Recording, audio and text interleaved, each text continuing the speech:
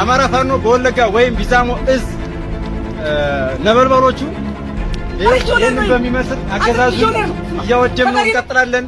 ኦሮሚያን አከም ኦልቴ ገዳ ጋፊ ፊ እየተ ኡመታ ኦሮሞ ኦላን አከም ቡልቴ ቤካ አከየtti bulee abbaatu beekaan mammaaksa oromooti. Tibba kana uummanni addunyaa dhimma waraana biyyoota ba'aa giddu galeessaa irratti xiyyeeffatee argama. Garuu qe'een keenya Oromiyaan maal keessa jirti jedhee kan gaafatu muraasa. Godina Horroo Guduruu Wallaggaa keessatti namoonni 10 ol ajjeefamuun dhaga'amaa jira. Uummanni qe'ee isaa gadhiisee bosona keessa buluuf dirqameera. Gaaffii guddaan amma jiru ammoo hawaasichaaf wabii kan darbu eenyudha?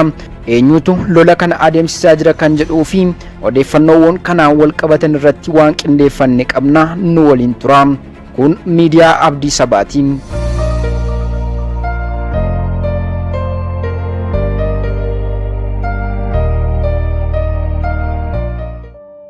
Akka odeeffannoon miidiyaa Abdii Sabaa maddeen isaa amanamoo irraa mirkaneessi agarsiisutti halkan eda godina Horroo Guduruu Wallaggaa aanaa Abee Dongorootti haleellaa hidhattoota faannoo Amaaraatiin uummata nagaa irratti raawwatameen namoonni 10 ol lubbuun isaanii darbuun gabaafameera. Haleellaan kun ganda uummanni nagaa keessa jiraatu irratti kan xiyyeeffate yoo ta'u, jiraattonnis gochi kun yakka cimaa fi lola eenyummaa sabaa irratti fuulleeffatedha jechuudhaan addeessu. Odeeffannoon kun madda gamtokkeerraa kan dhufe yoo ta'u, haga ammaatti qaamolee mootummaa irraa ibsi guutuu kan kenname hin jiru.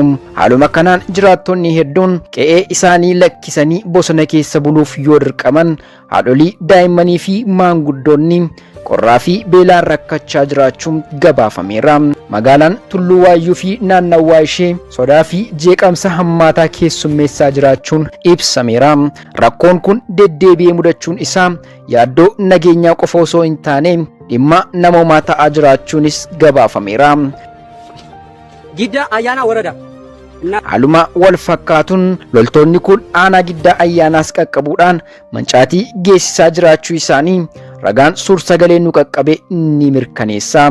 Godina Wallagga Ba'aa jalatti kan argaman kanneen akka Kiiramuu, Haaruu, Giddii fi Limmuun sodaa nageenyaa hammaataa keessa seenuu isaanii odeeffanneeti kan jirru.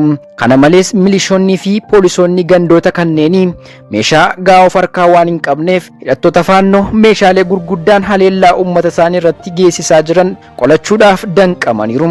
Kanaaf dirmannaa mootummaa naannoo Oromiyaa fi federaalaa akka barbaadan dhaammatu. Hawaasni kun diinaan miidhamaa firrimmoo callisee ilaaluun ajandaa addunyaa faana bu'uu hin qabu. Miira gaddaa fi mufannaa uummataa hubachuun barbaachisaadha. Waamicha walitti bu'iinsa babal'isuu osoo hin taane furmaata waaraatu hawaasa kanaaf mala. Uummanni qe'ee isaa irratti nagaan jiraachuu qaba. Kanaaf ammoo mootummaan naannichaa uummata isaaf wabii amanamaa ta'uu qaba jechuun hayyoonni ni dubbatu. Gaddaan qofa osoo hin taane gaaffii fi sodaa nageenyaa isaaniif deebii quubsaa barbaaduun yeroo ammaa murteessaadha. Gandoota kanneenitti nagaan akka nyaataatti beela'amaa jiru, nagaan akka bishaanittis dharraa'amaa jiru ummatichaaf haa mirkanaa'u.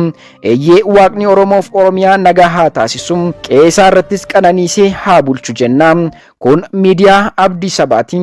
Saba guddaa waan taaneef miidiyaa guddaatu nuuf mala.